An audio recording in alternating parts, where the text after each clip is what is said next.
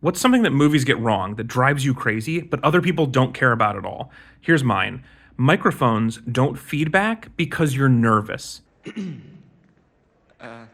Hi.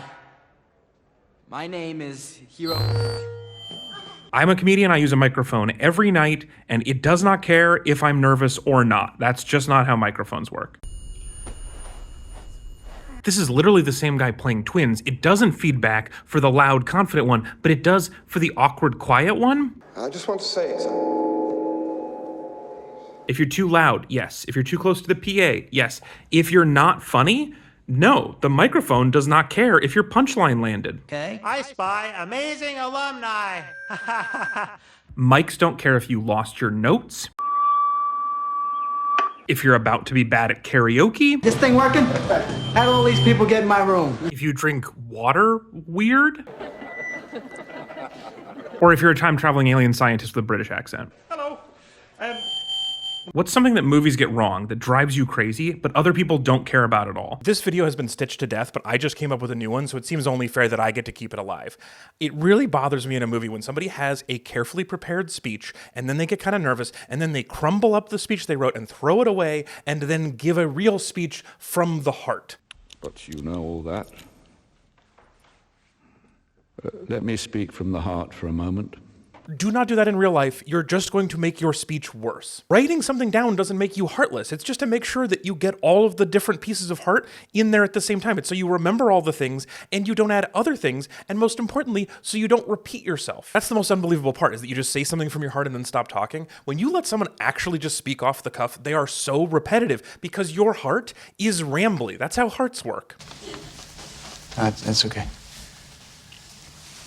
Anyone who's ever been to a wedding has seen somebody with note cards crush and then somebody else without note cards go on for 15 minutes without saying anything. And what makes it even more infuriating is that it's in a movie that was written. They didn't improvise that whole speech. Like, if somebody speaks from the heart, but it's secretly written, you're proving the exact opposite point that you're trying to make. And now I've made all the points I want to make. And because I script every word of these things, I can just get to the point where I've said all the things and then stop. Okay, this just happened in White Lotus. Definitely not a spoiler, but it's something that happens a lot in movies, and I always wonder about it. So one of the characters needs to give the other character something to be used in conjunction with a crime. Maybe it's a pew-pew, maybe it's a bag of sniff-sniff, maybe it's just cash. I don't know. But they put it in a bag and they slide it across the other person, and the other person takes it and they never give the bag back. Where do the bags go? What is happening to all of these bags? And it's not just a crappy, cheap bag, right? It's usually a leather duffel bag or a fancy briefcase. Are they buying pallets of briefcases? Does the mob have to knock over a bag truck before they can start their other crime businesses? Is there a part in every criminal's career where they drop off a bag full of cash at a bag store and get a big bag full of little empty bags that they're going to use later? Sometimes it's an even exchange, like they give a bag full of cash for a bag full of no-nos, but sometimes it's just like, here's a bag of no-nos, and you're like,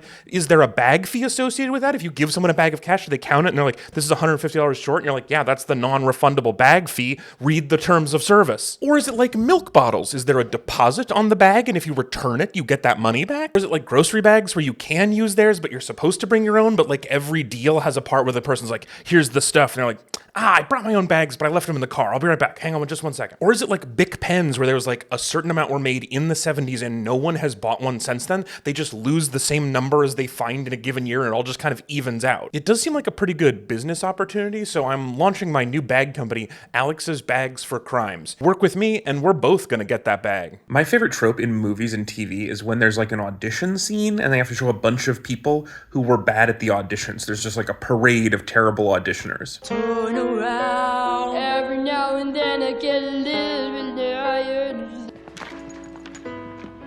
Well, that was just very disturbing. I'm going to do a scene from the movie Raging Bull. You fucked my wife? So what you're getting is a group of actors who are acting like they can't act. It's like a math PhD who has to prove the theorem that they can't count. And in order to do that scene, they probably had to hold auditions, which means for a week, the casting director's life was just watching the real life version of what was going to be in the movie. And if you don't book that part, that's gotta hurt, right? You are not good enough at acting to play the role of person who can't act. You're not good enough at being bad to be good, so you're actually bad, but you're not bad enough to be bad, which would be good. And now you feel bad for not being good enough at being bad. Well, that's it.